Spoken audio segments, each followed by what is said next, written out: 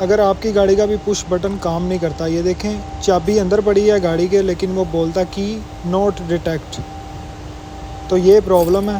یہ ابھی گاڑی بالکل ٹھیک ہو گئی ہے، اس کو سیٹ پہ رکھ دیا، اب میں سوئچ آن کرتا ہوں۔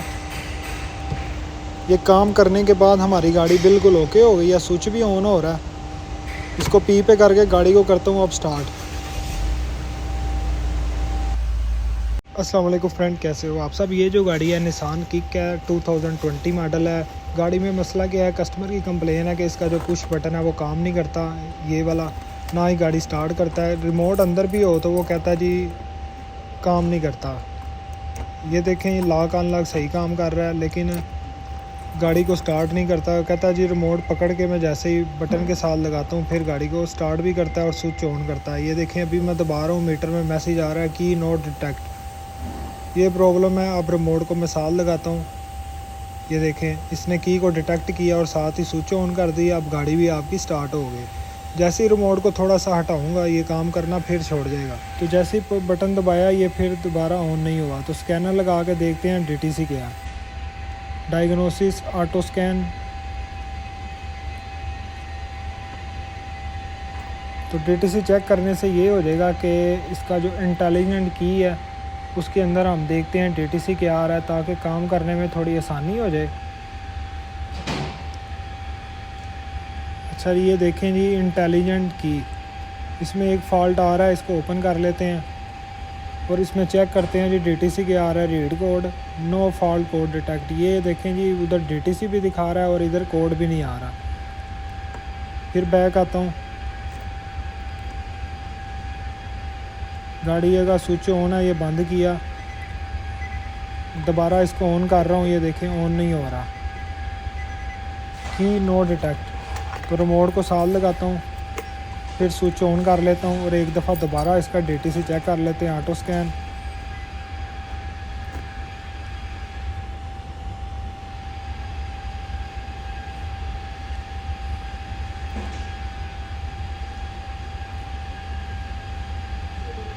انٹیلیجنٹ کی میں پھر ایک ڈی ٹی سی شو کروا رہا ہے، تو چیک کرتے ہیں اس میں شاید ابھی دکھا دے کہ اس میں کوئی فالٹ آ رہا ہے کہ نہیں آ رہا۔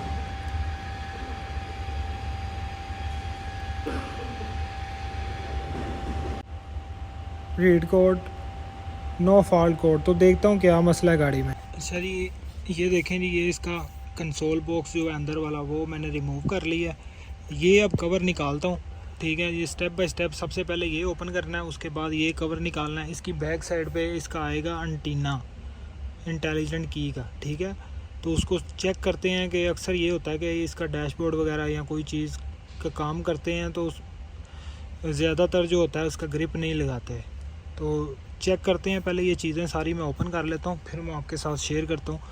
تو پوائنٹ 1 میں ہم نے یہ کور نکال لیا ہے، تو یہ نکالنے کے بعد یہ کنسول باکس، اس کے بعد یہ کور، پھر یہ ایئر کنڈیشنر والا جو سوئچ ہے اس کو نکالنا ہے، پھر یہ جگہ خالی ہو جائے گی، پھر چیک کرتے ہیں جی۔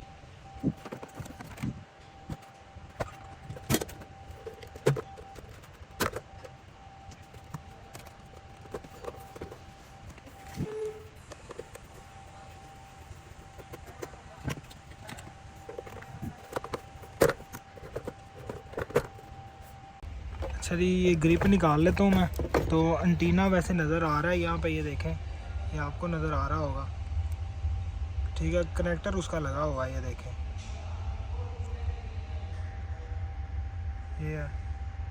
یہ اس کا انٹیلیجنٹ کی کا انٹینا، تو کنیکٹر تو لگا ہوا ہے پھر بھی گاڑی کے اندر یہ پرابلم ہے۔ اس کو نکالتے ہیں اور پھر میں چیک کرتا ہوں شاید کوئی وائر ٹوٹی ہے یا انٹینا خراب ہے، تو یہ کھول کے پتہ چلے گا۔ اس کو پہلے میں اوپن کر لیتا ہوں پھر میں آپ کو دکھاتا ہوں۔ اچھا جی انٹینا بھی اس کا صحیح لگا ہوا ہے، یہ دیکھیں اس کی دونوں وائر جو جا رہی ہیں ہماری سمارٹ کی میں جا رہی ہیں، یہ لگا ہوا ہے ہمارا سمارٹ کی اس کا، ٹھیک ہے، اس کی لوکیشن یہاں پہ ہے، جو پش بٹن ہے اس کی بھی ساری وائرنگ یہاں پہ آ رہی ہے، یہ بڑے والے گرپ میں اور یہ انٹینے کی بھی دونوں۔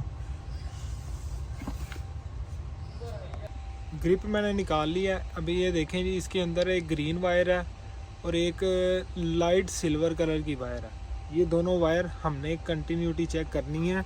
یہ کنیکٹر اس کے میں نے دونوں نکال لیے ہیں، یہ دیکھیں جی दोनों इसलिए निकाले हैं ताकि ये नीचे की तरफ आ जाए। ये बड़ा कनेक्टर है, इसके अंदर इसकी दोनों वायरें आ रही हैं, ये देखें। ठीक है, मैं आपको चेक करवाता हूँ कितने नंबर पिन है। और ये कनेक्टर के ऊपर लिखा हुआ है कि 1 नंबर आपका कहाँ से शुरू हो रहा है। ये 1 नंबर शुरू हो रहा है 1 2 3 4 5 6 7 8 9 10 11 12 13 14 15 16 17 18 19 20।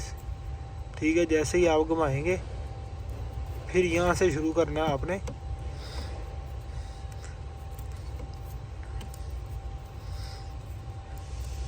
इक्कीस 22 23 24 25 26 27 28 29 30 31 32 33 32 33। ये 2 वायरें हैं, ग्रीन और लाइट सिल्वर। ये ठीक है, ये दोनों वायरें आपने यहाँ से लेके यहाँ तक चेक करनी है। दोनों के कलर सेम है।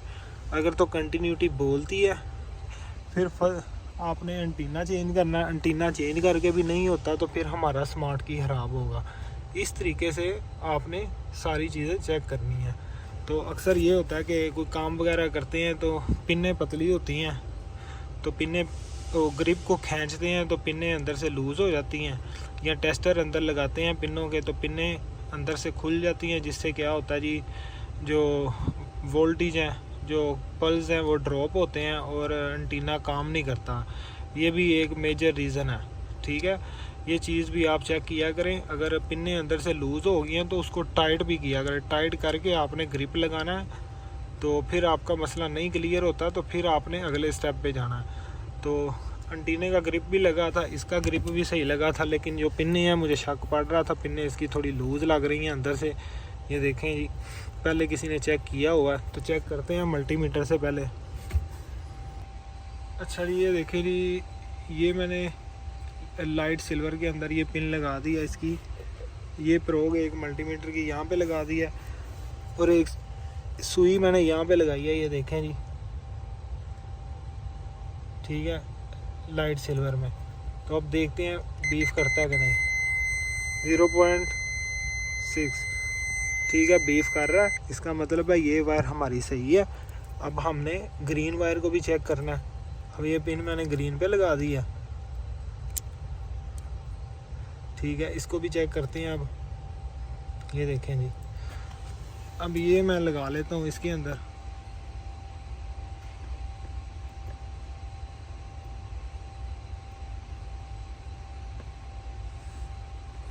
ठीक है जी, अब इसको चेक करते हैं। ये देखें जी, ये बीफ नहीं कर रहा,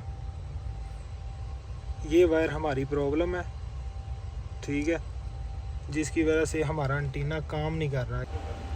वायरिंग को जैसे ही मैंने थोड़ा सा खोला है, खोल के मैंने टेप, या पहले भी इस पर टेप हुई थी, तो ये देखें जी, ये जहाँ पे इसका टेप का नट लगता है, स्क्रू लगता है, वहाँ पे शायद इसकी वायर पीछे आ गई है, जिसकी वजह से वायर ये देखें ब्रेक हो गई है, पूरी टूटी हुई है, जिसकी वजह से इसका जो स्मार्ट की है उसके अंदर इसका सिग्नल नहीं था जा रहा। अच्छा जी, वायर को मैं रिपेयर करके लगा दिया है। तो ये देखें, अब इसके अंदर जितने भी मॉड्यूल हैं, मैंने कहा आपके साथ मैं शेयर कर देता हूँ। ये इसका AV का ऑडियो वीडियो, ठीक है, ये इसका मॉड्यूल है, और आपने स्मार्ट की देख ली है।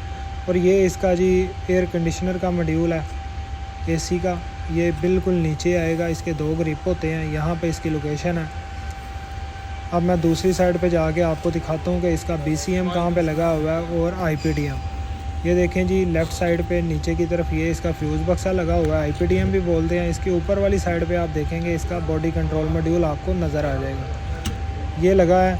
ये देखें जी, ये इसका बॉडी कंट्रोल मॉड्यूल है। और ये जो वाइट कलर की किट आपको नज़र आ रही है, जिसके ऊपर 5A लिखा हुआ है, ये हमारा वीडियो डिस्प्ले का मॉड्यूल है। ये लिखा हुआ है, ये देखें, OEM निसान कंट्रोलर। ठीक है, तो अब हम गाड़ी को स्कैन करते हैं और चेक करते हैं जी हमारा मसला क्लियर हुआ है कि नहीं। मैंने वायर को लगा दिया अच्छे तरीके से।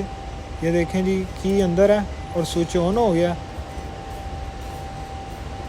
ठीक है, चाबी मैंने भी साइड पे रखी है, ये डब्बे के अंदर है, ये आपको नज़र आ रही है। मैं यहाँ से निकाल लेता हूँ, इसको यहाँ पे सीट पे रख देता हूँ और दोबारा आपको चेक करवाता हूँ। ये देखें जी,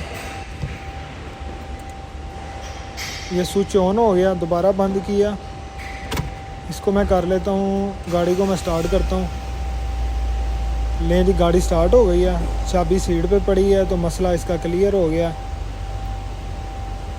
تو یہ پرابلم تھی جو میں نے آپ کے ساتھ شیئر کر دیا. اس طریقے سے آپ نے پوائنٹ ٹو پوائنٹ ساری چیزوں کو چیک کرنا ہے اور آپ کو فالٹ ایزیلی مل جائے گا.